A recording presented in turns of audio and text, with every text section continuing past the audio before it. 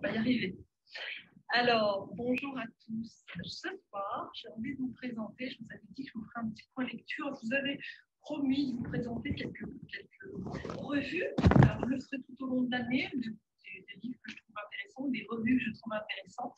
Et donc, ce soir, j'ai choisi de vous présenter Pratique en nutrition, une revue à laquelle je suis abonnée depuis un petit bout de temps maintenant.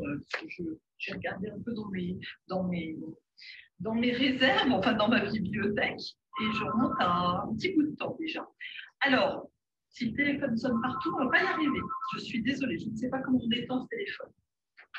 On va le laisser sonner, tant pis. Alors, je voulais vous parler de pratique en nutrition. Allez, ça fait partie des choix du directeur. D'habitude, j'enregistre cette fois-ci, j'enregistre pas dans les Facebook Live, j'enregistre.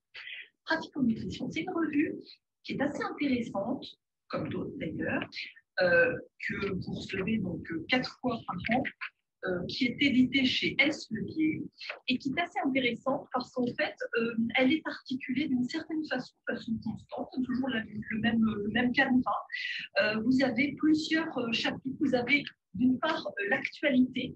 Alors, ça se présente ainsi. Je vous avais mis la photo du sommaire sur l'ancienne publication en Facebook. Donc, dans l'actualité, on retrouve souvent les actualités professionnelles, les actualités de santé publique, les actualités en matière de prévention. On retrouve les actualités aussi pratiques. Alors, les actualités en matière de profession, par exemple, pour ce dernier numéro, donc celui-ci est d'octobre-décembre 2018, profession, 5 critères pour dépister la nutrition, prescrire une activité physique, la téléconsultation partout en France. Donc, vous voyez, c'est assez intéressant. En santé publique, cette fois-ci, nous avons un article une page sur les mesures phares de la loi agriculture et alimentation, une alimentation favorable à la santé, qu'est-ce que c'est? Un nouveau logo, ah oui, le logo, vous savez, alimentation du tout petit, eh bien, voilà, il y a tout un article sur ça, par Elisa de Rien, sur ce logo alimentation du tout petit. Un article sur l'allergie aux protéines du lait de vache, avec un test de provocation orale. Quelle santé en 2022, une cure de réinformation vidéo par ministère. Donc, vous voyez toute une partie qui traite de santé publique, de nutrition santé publique. Encore une autre partie prévention avec, par exemple, pour ce mois-ci, un article très intéressant. Je pense notamment à une étudiante que j'ai vue en études personnelles. Ça pourrait l'intéresser. La mode du sans gluten ne leur va pas si bien. D'autres articles, je ne vais pas tout citer, redonner le coup de manger en EHPAD, en matière de prévention, c'est assez intéressant. Alcool et grossesse. Et puis, donc ça c'est sur la partie actualité, donc bon, chaque fois, les articles sont très intéressants. Je pense notamment à, bon, je ne vais pas tous les citer bien entendu. Un dossier, donc toujours un dossier dans ces numéros, un dossier avec, pour ce numéro, le dernier, ce sont les avancées en nutrition. La nutrition au carrefour des grandes disciplines médicales, l'impact de l'obésité en obstétrique, le rôle de la nutrition en rhumatologie, les progrès en prévention cardiovasculaire nutritionnelle, les édulcorants sont-ils dangereux? Vous voyez, c'est très large. Bon, là, ce sont les avancées en nutrition, mais si on prend un ancien numéro, comme par exemple celui d'octobre-décembre 2016, sommeil, rythme, alimentation et poids, eh bien, c'était le dossier de ce numéro-là. Un autre numéro, un autre dossier, celui de avril-juin, oh là là, je suis allée loin, en 2014, c'était l'obésité de l'enfant, on prend un plus récent, les polluants alimentaires, janvier-mars 2018, un dossier sur les polluants alimentaires. Vous voyez, c'est très intéressant, donc tout un dossier pour chaque numéro. Et puis, il y a souvent une partie consultation, posture professionnelle. J'ai trouvé celui de ce mois-ci, enfin de ce numéro, très intéressant parce qu'il traite de la consultation diététique à domicile. Et elle est de plus en plus fréquente. On le voit, les jeunes diététiciennes s'installent d'abord, dans un premier temps, souvent à domicile, vont souvent chez les patients pour effectuer leur consultation diététique.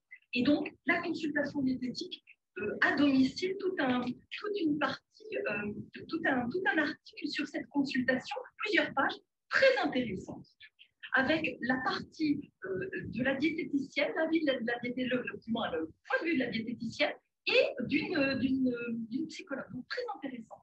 Un autre Une autre partie sur cette revue, sciences des aliments, souvent une partie sur la technologie, pas toujours, mais souvent. Donc ça aussi intéressant. Et puis, moi, ce que j'aime beaucoup aussi, c'est le cas clinique. Alors, cette fois-ci, c'était sport de loisirs et compléments alimentaires. Attention, danger par Corinne Rachita, on ne présente plus, bien entendu. Un autre cas clinique dans un ancien, alors c'était avril-juin 2014, oh là là, je suis montée loin. Anne-Lyne ne veut plus avaler, c'est une histoire d'une petite fille. Donc un cas clinique traité, par exemple celui-ci, est-ce qu'il y a un cas clinique très intéressant, octobre-décembre 2016, place de l'accompagnement diététique suite au diagnostic d'une MIS-C, vous savez, d'une maladie inflammatoire chronique intestinale, c'est très intéressant aussi. Qu'est-ce que je vous en dis un dernier? Allez, celui de janvier-mars 2018. TCA et scarification, une prise en charge nécessairement plus multidisciplinaire. Très intéressant. Donc voilà, il y a souvent, pas toujours, non pas toujours, mais très fréquemment, un cas clinique et c'est très intéressant de le dire. Et puis, il y a une partie pratique. Alors par exemple, celui-ci, on va prendre le plus. Je suis perdue là, moi, dans le plus récent. Donc celui-ci, il n'y a pas de pratique. Bon, alors d'accord. Donc, on va prendre un autre. Pratique culture de l'Inde et du Sud à la France. Habitudes alimentaires des familles taboules. Vous voyez, c'est très varié. C'est vraiment vaste comme revue. Habitudes alimentaires, consommation, composition et intérêt du petit déjeuner. Enquête dans un cabinet médical libéral. Voilà. Et alors, ce que je trouve formidable, qui est présent dans votre revue aussi, c'est le QCM. Le QCM, évaluez-vous. Évaluez-vous, QCM de fin de... Alors, très attentivement, voilà, prenant des petites notes éventuellement, votre pratique en nutrition, et à la fin, vous avez un QCM. Et donc, vous devez répondre à des questions qui vont tout simplement vérifier que vous avez correctement lu quelle est la prise de poids idéale au cours de la grossesse chez une femme ayant un indice de masse corporelle supérieur à 30. Et on vous donne 5 à 9, 11 ou 16 kilos. Une autre question, quel type d'effet ont les produits laitiers sur la polyarthrite rhumatoïde? Un effet favorable, un effet défavorable. Vous voyez, c'est très intéressant. Et donc, cela vous permet de vérifier les connaissances acquises lors de la lecture de ce numéro de pratique en nutrition. Et alors, ce que je voulais vous dire aussi, c'est que le rédacteur en chef, c'est Jean-Michel Le Sel, que nous ne présentons plus, chef de service de nutrition à l'Institut Pasteur de Lille. Donc là, vraiment, cette revue est vraiment bien encadrée. Et puis, on trouve Corinne Bacheta, on trouve Jean-Marc Barre, on trouve Jean-Marie Bourg, je ne vais pas tous les citer. On trouve Alexandra Martin, qui est la présidente de l'Association des diététiciens libéraux. Voilà, et puis d'autres personnes. Un numéro très intéressant, une revue très intéressante que je vous recommande. Je ne sais pas si certains connaissent ou pas. Et donc voilà, je voulais vous en parler. Je voulais vous parler de pratique en nutrition ce soir. Et vous allez me demander combien elle coûte. Eh bien, je ne sais plus. Donc là, il faudrait aller regarder un petit peu sur 4 numéros par an. 86 euros. Et vous irez regarder de plus près si ça vous intéresse. Voilà, pour pratique en nutrition, c'était le petit point lecture du soir, avec un chat qui passe par là. Voilà, je vous remercie pour votre participation, et puis j'espère que vous allez bien.